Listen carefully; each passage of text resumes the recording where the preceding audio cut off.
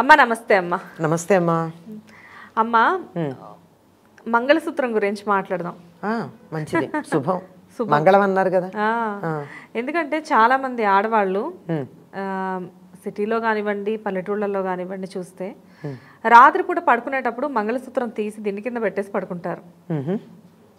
చాలా మందికి అలవాటుది. ఇంకా ఈ కార్పొరేట్ కల్చర్కి వచ్చేసరికి చాలా మంది ఆడవాళ్ళు ఏంటంటే అసలు మంగళసూత్రం వేసుకోరు. వేసుకుంటే ఒక చిన్న చైనో లేకపోతే చిన్న నల్ల పూసలు గొలుసో ఇంతవరకు, అసలు లేకపోతే ఏదీ లేదు. అసలు మంగళసూత్రం తీసి అలా పక్కన పెట్టడం అనేది ఎంతవరకు మంచిదమ్మా?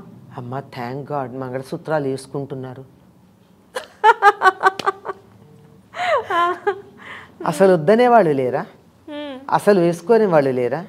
మాకు మంగళసూత్రాలు అక్కర్లేదన్న వాళ్ళు లేరా?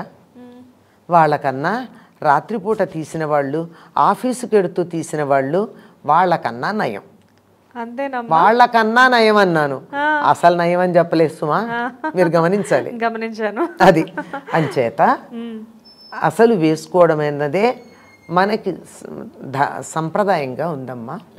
సంప్రదాయం అన్నది ప్రాంతీయ ఆచారం. ఇది పూర్తిగా దక్షిణ భారతదేశానికి సంబంధించింది. ఉత్తర దేశంలో వాళ్ళకి మంగళసూత్రాలు లేవు. వాళ్ళకి ఈ పాపట్లో సింధూరం ఇవే లెక్క. మహారాష్ట్రలో వాళ్ళందరూ నల్లపూసలు వేసుకుంటారు, వాళ్ళకి ఉన్నాయి మంగళసూత్రం, నల్లపూసల్లోనే ఉంటాయి. ఉత్తర దేశంలో కూడా చాలామంది నల్లపూసలు వేసుకుంటారు. వేసుకోవాలని నియమం ఏం లేదు, వేసుకుంటారు. కానీ ఇది దక్షిణ దేశానికి సంబంధించినటువంటి ఆచారం. మనం ఏ ప్రాంతంలో ఉన్నామో, ఏ సంప్రదాయానికి చెందిన వాళ్ళమో ఆ సంప్రదాయాలు పాటించటం అన్నది తప్పనిసరి అని ధర్మశాస్త్రాలు చెప్తున్నాయి. ధర్మశాస్త్రాల్లో మంగళసూత్రం గురించి కాదు వాళ్ళు చెప్పింది, మీరున్న ప్రాంతంలో ఉన్న ఆచారాన్ని పాటించమన్నాయి. అంచేత ఇక్కడి ఆచారం గనక తప్పనిసరిగా ఆడవాళ్ళు, భర్త ఉన్నటువంటి స్త్రీలు మంగళసూత్రాలు వేసుకుని ఉండడం అన్నది తప్పనిసరి. ఇది రాత్రిపూట తీయడం అన్నది వాళ్ళు చెప్పేటటువంటి లాజిక్ ఏమిటంటే, నా మెడలో ఉండి ఎలాగో దిండు కింద పడుతోంది గనక పక్కన పెట్టాను, నిద్రలేస్తూ మెడలో వేసుకున్నాను అని. అంటే నా ప్రాణం తీసి పక్కన పెడతాను, తర్వాత ఒంట్లో నా శరీరంలో వేసుకుంటాను అని అంటే మరి అది చేత అయితే ఇచ్చేయండి, లేదంటే అది మీరు ఇచ్చే గౌరవం అట్లాంటిది అని. మంగళసూత్రాలు ఆఫీసులకు వేసుకెళ్ళకపోవడం అన్నది రెండు కారణాలుగా కనపడుతోందమ్మా. ఒకటి స్టైల్, ఫ్యాషన్. రెండోది ఆఫీసుల్లో వాళ్ళ డ్రెస్ కోడ్లో దీన్ని వేసుకోకూడదు అని చెప్పడం కూడా కొన్ని కారణం. మంగళసూత్రం కూడా వేసుకోకూడదనే అది కొన్ని ఉద్యోగాలకు సంబంధించి అలా ఉందమ్మా. ఇప్పుడు అక్కడ కూడా కొంత కన్సెషన్ ఇస్తున్నారు. ఫర్ ఎగ్జాంపుల్ ఆర్మీ అట్లాంటి చోట్ల ఏది ఉండకూడదు కనుక గోల్డ్ చైన్ కూడా మగవాళ్ళు వేసుకోరు, ఆడవాళ్ళు వేసుకోరు. అట్లాంటి సందర్భాలు ఇప్పుడు అక్కడ కూడా వీళ్ళు అడుగుతున్నారు, వేసుకుంటున్నారు అని విన్నాను నేను. అంచేత అలాంటి వాటిని పక్కకు అది ఉద్యోగ ధర్మం. అవేమిటి అపవాదములు అంటారు, ఎగ్జెంప్షన్స్ అండ్ ఎక్సెప్షన్స్. అలాంటి వాటిని వదిలేస్తే మిగిలిన చోట్ల ఎవరు వద్దంటారమ్మా? నీ మామూలు చైన్ అలౌడ్ కదా, ఆ చైన్ కింద మంగళసూత్రాల బొట్లు ఉన్నాయా లేదని ఎవరు పరీక్ష చేసి చూస్తున్నారు? చూడట్లేదు కదా. ఇదంతా కూడా ఎవరికి వాళ్ళు వాళ్ళ ఇష్టం కొద్దీ చేస్తున్నది. దానికి సంబంధించి అడిగితే ఏం మాకేనా ఇవి గుర్తులు ఉండాలి, మగవాళ్ళు జంజం వేసుకోవలసినటువంటి కుటుంబాల్లో వాళ్ళు జంజాలు వేసుకోవట్లే కదా, మేము ఎందుకు వేసుకోవాలి? సమాధానం లేదు. అంటే అడిగే వాళ్ళకి అధికారం ఉండాలి కదా, వాళ్ళకి అధికారం లేదు. మీరు మొహాన బొట్టు కూడా పెట్టుకోవటం లేదే, మమ్మల్ని మంగళసూత్రాలు వేసుకోమని ఎందుకు అడుగుతున్నారు అని మరి ఒక స్త్రీ భర్తను అడిగింది అంటే is she correct or not?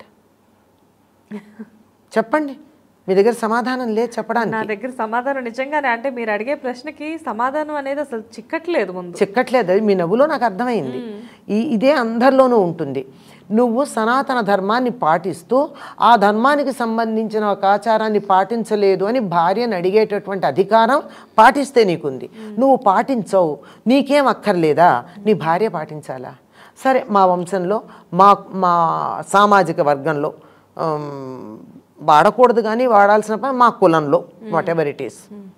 ఇప్పుడు ఆ పదం వాడట్లా, సామాజిక వర్గం అంటారు. ఏదైనా ఒకటే, అవును. పేరు మారినా ఉన్నది ఒకటే. ఎడం చేయి తీసి పొరచేయి పెట్టారు అంతే, అంతకన్నా తేడా ఏం లేదు. రెండు ఒకటే కదా. రెండు ఒకటే.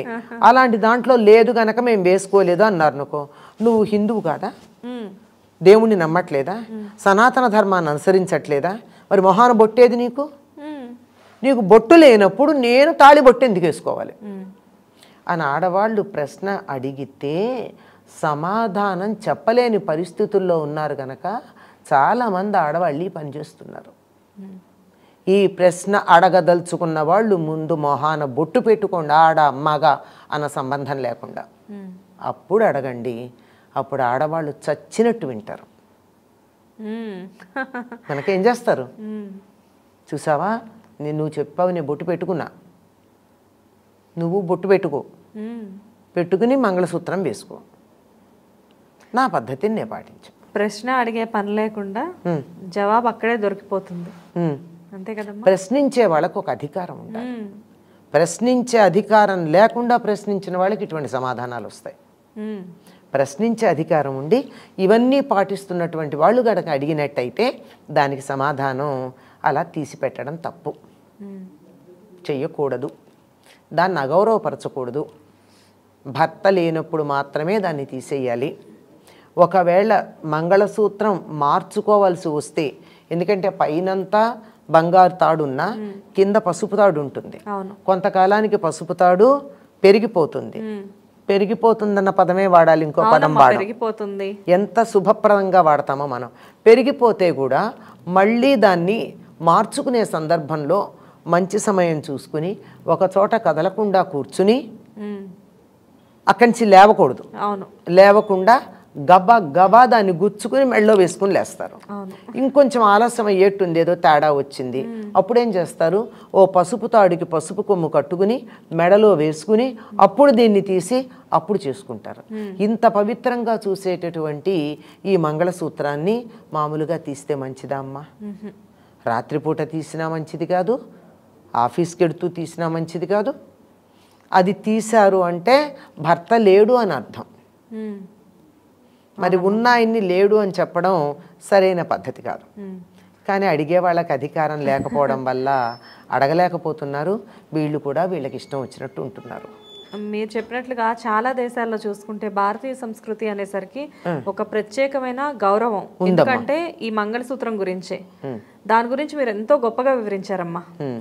మంగళసూత్రం కానీ, కాళ్ళకి మెట్టెలు కానీ, గాజులు కానీ, ఇవన్నీ కూడా చాలా ఇటు శుభప్రదం అవడంతో పాటు అటు ఆరోగ్యప్రదం కూడానమ్మా శాస్త్రీయంగా. అందువల్ల ఇవన్నీ కూడా ధరించడం చాలా మంచిది.